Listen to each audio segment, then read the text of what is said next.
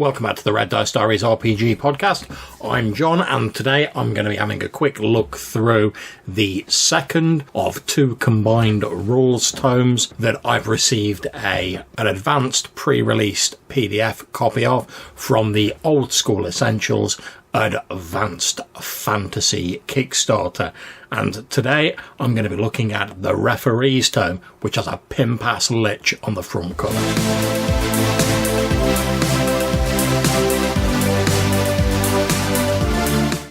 Okay, so I did an episode recently where I looked through the other of the combined tomes, which is the Player's Tome, which had all the player-facing stuff in it, unsurprisingly enough. I'm now going to be having a quick flick through the Referee's Tome. If you're not aware of what Old School Essentials is, originally it was a faithful sort of retro clone or sort of re-envisioning of the old Basic Expert D&D. You know, we just like the layout tweaked and a few sort of contradictions clarified, but it was largely faithful to the old game. Then this Advanced Fantasy Kickstarter adds in some additional options that are sort of AD&D and beyond stuff that's been retrofitted to work with the elegant simplicity of the sort of basic D&D style model. So let's have a quick flick through this PDF. But first of all, just let me remind you again that these are advanced pre-release PDFs that Gavin Norman of Necrotic Gnome was good enough to send out to the Kickstarter backers. Thanks to that, Gavin. And there may be changes made before they go into publication. And once the Kickstarter stuff has been sent out, I'm sure these will be available from Necrotic Gnome and Exalted Funeral. So let's look at the table of contents. First of all, we've got an introduction. We then have a section on running adventures, monsters, encounter tables, Mpc encounters, treasure, magic items, sentient swords, great part of basic D&D that, and finally an index of tables, monsters and magic items. So the introduction, again, like the Player's Guide, gives us a bit of a breakdown on what Old School Essentials Advanced Fantasy is. To put it in the tome's own words, streamlined core rules founded in the tradition of the 1980s Basic Expert set, with some extra monsters and magic items inspired by the flavour of the 1970s Advanced First Edition rules. In order to use this book, you require the Advanced Fantasy Player's Tome, which I talked about in the last episode, so you can check that out if you want more of a sort of flick through of that. The first chapter after the introduction deals with running adventures. It talks about the referee's role, and it describes the referee as being a facilitator of fun and adventure, a neutral judge, and an arbiter of the rules. And there's a bit of a breakdown of what that means. And I think it's great to see the tome sort of wearing its heart on its sleeve and just putting that out there. And that seems to fit very well with the sort of BX style of giving procedures and clear advice that sort of in black and white puts down, you know, what you should be doing in a game and what the sort of role of a GM is, rather than sort of dancing around the subject. We get a small section on handling PCs, so it talks about how quickly you advance your group, whether you prefer a standard rate of advancement, you know, sort of 3-4 sessions to make it up to level 2, whether you want it slightly faster for your games or slightly slower, and the effects that they can have on your game. Talks about the distinction between player character and character knowledge, which is always an important distinction to bear in mind, and ways of maintaining the challenge and the pressure during your game. We then move on to running the game, where it gives some advice about how you describe things, sort of areas, unknown threats. There's a little bit of advice on using miniatures if that's your bag. And then we get a breakdown of monsters and NPCs, of how their intelligence can flavour the tactics they use in games. So, for example, does a monster use traps? Does it lay traps? Does it take advantage of them? Do they use guards or pets? If they've got magic items in their treasure hoard, if they're intelligent, do they pick up that singing sword out of their treasure hoard and use it when those threatening adventurers come in? I mean, why wouldn't they if they're intelligent? We then get a section on teamwork and how you can motivate sort of monsters and NPCs and whether they'll work with others to help combat the player characters. the next section, and this follows the same sort of style as the previous tomes and previous old school essentials releases, of having these nice clearly laid out double page spreads where pretty much everything you need for a particular subject is on a single double page spread, which is well handy when you've got the book open in front of you. You're not having to flick backwards and forwards all the time, or at least that's kept to a minimum. The 2-page spread on adventure scenarios talks about how you can design an adventure, and it offers 10 different suggestions as for the sorts of adventures that are typical of your standard D&D setting. And these are banishing an ancient evil, clearing ruins, contacting a lost civilization, escaping from captivity, exploring unknown territory, performing a quest, rescuing captives, scouting an enemy outpost, seeking a magical doorway, or visiting a sacred site. And there's a little paragraph sort of elaborating on that for each of them. On page 10 and 11, we then get the first double page art spread in this tome, and it shows a hooded figure on a throne with undead guards to either side on what look to be teams of Durgar or deep dwarves of some kind erecting a golden statue. A beautiful piece of artwork, very evocative. We then move on to a double page spread about designing a dungeon. So it talks about choosing the setting for your dungeon and offers some typical examples, so like crypts, natural caverns, settlements, etc. We get some advice on choosing monsters, mapping the dungeons and stocking them. There's some example room traps, treasure traps, some example sort of special sort of environmental hazards like illusions, animated objects, and a sort of typical types of treasure that you might like to give at certain levels of your dungeon. And there are a couple of random tables to aid with that if you need those. We get a section on designing a wilderness. Again, it follows a similar format to designing a dungeon. You choose the setting, you map the region. In this, you locate human realms and non-human realms, put in a base town for the players to range out from, scatter your dungeons around, and create a regional set of encounter tables. We get some guidelines on designing a base town, typical inhabitants for the sort of pseudo-medieval setting of D&D for villages, small towns, large towns and cities. Note the services that are available in the towns, like black markets, healings, lodgings, rumours, all that sort of good stuff that adventurers need to get themselves going. Detail the ruler and how the settlement is ruled. Detail any other NPCs in the setting, and of course create those all-important local rumours that are going to send your player characters off on a lifetime of adventure. We then get a short one-page section about awarding XP, whether you want to award that for just recovering treasure or also for defeating monsters. There are various options and scales available for that, and a little bit of discussion about how the XP should be divided. We then move on to the monsters section, the bestiary effectively. We get a description of the game statistics are going to feature in that and how that breaks down in a nice double page spread, along with some generally useful notes on improvision, languages, and whether a monster is classified as a person or not, when the players bust out that whole person spell. We get combat tables listing the attack rolls to hit and the THAC0 for the various different creatures, and also their saving throws. And then we go straight into the actual monster descriptions themselves. And I'm not going to go into all the different monsters here, but there's a wide range of different things, ranging from white apes to bears to black puddings, blink dogs, cave locusts, dark creepers, djinn, dragons, of course, it's Dungeons and Dragons, dwarves, giant ferrets, giant fish, flail snails, ghasts, giants, gnolls, all of that sort of good stuff you can find in the bestiary. And the monster stats are kept pretty brief. You tend to get 1 or 2 lines of description, then you get a little condensed stat block, and then normally sort of 3 or 4 little bullet points that sum up any particular special abilities or sort of little skills or little tricks that that monster might have, or sort of certain methods of behavior.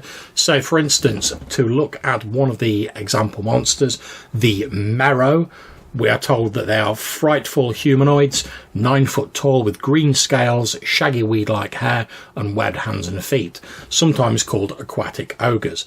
They dwell in shallow waters, lairing in underground caves. We get the little stat block for them. Then we're told that they have a 4 in 6 chance of surprising people due to camouflage, and they can only breathe out of water for 2 hours. So that's a sort of a level of sort of stats we're looking at. Some creatures have a few more tricks and abilities, some have less, but it's nicely condensed. You're not going to have to read through an entire page of stats and ridiculous abilities to use any of these monsters. And old favourites like the Lich and various things like that, yeah, I know, I love me a Lich, are all in there. There's also another beautiful double page artwork spread on page 116 and 117, which appears to show a sort of halfling, I presume, wizard and other adventurer walking through the woods, and there's this twisted, sort of gnarled, almost demonic looking tree with a jagged mouth and fiery red eyes sort of looming out into the path behind them. Great stuff. We then get a set of encounter tables for both dungeons and the wilderness.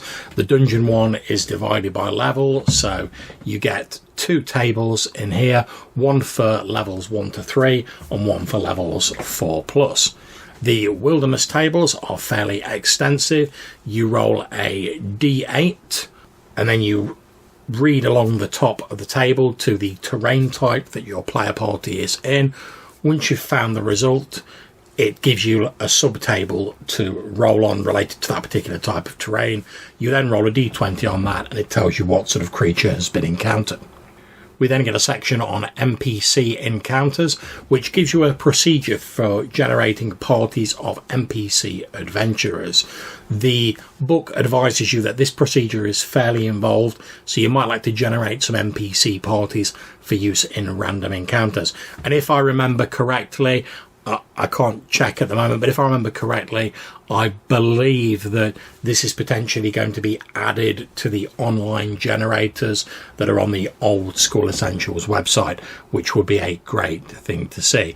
And effectively, you can just follow this procedure, making a number of choices or random rolls to gen up a party of NPC adventurers for your players to bump into.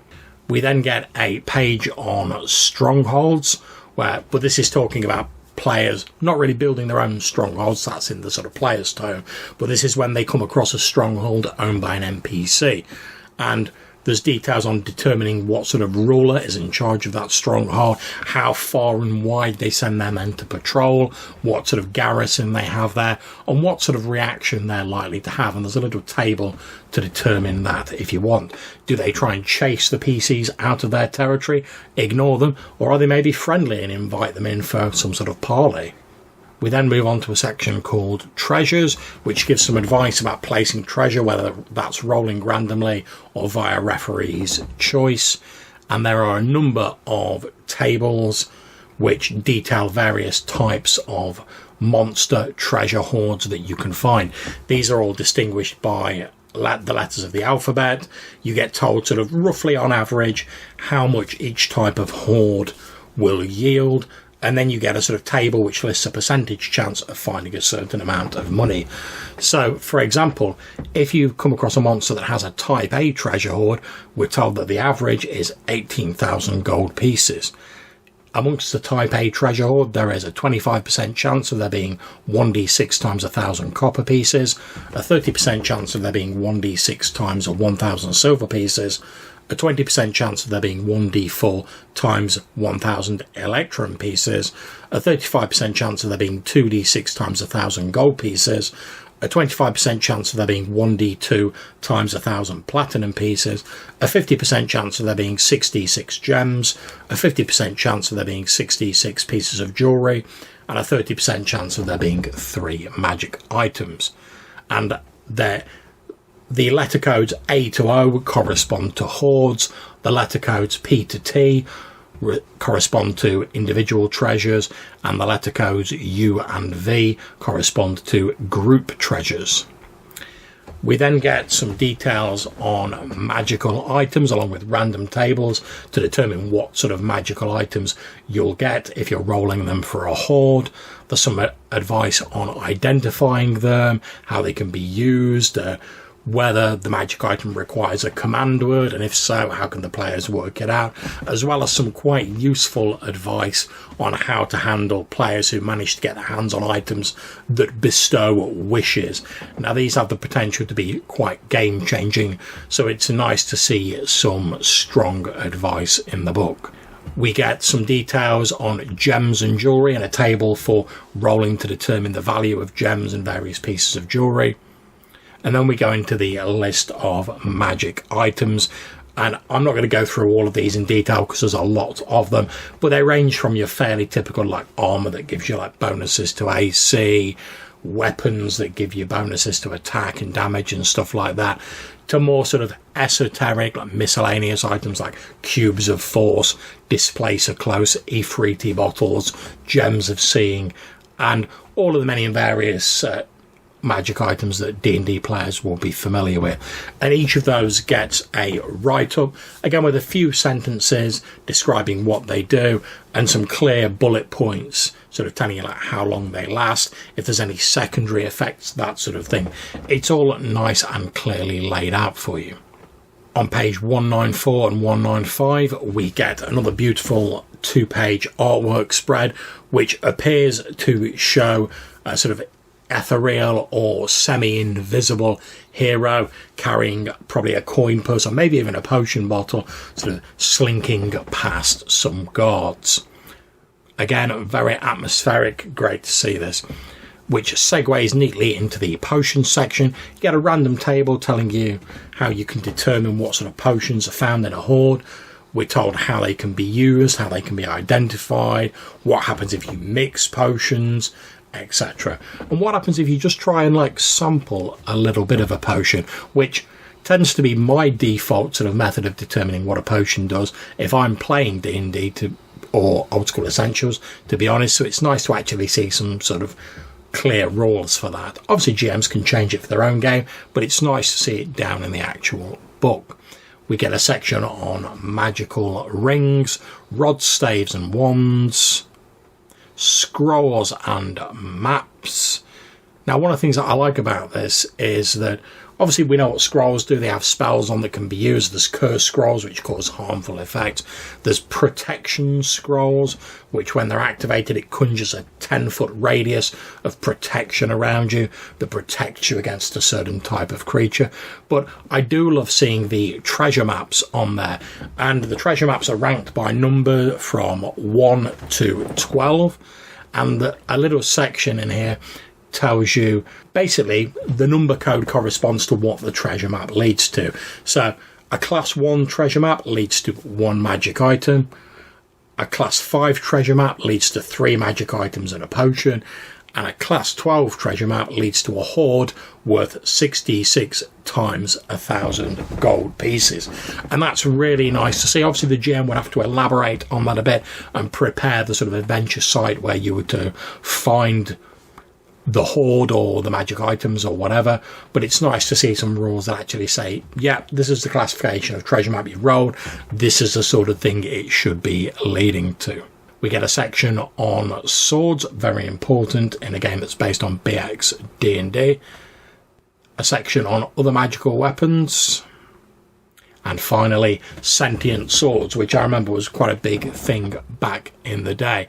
And basically, if you roll a sword that possesses sentience and a special purpose, it has what's called an ego rating, which it tells you how to determine in here.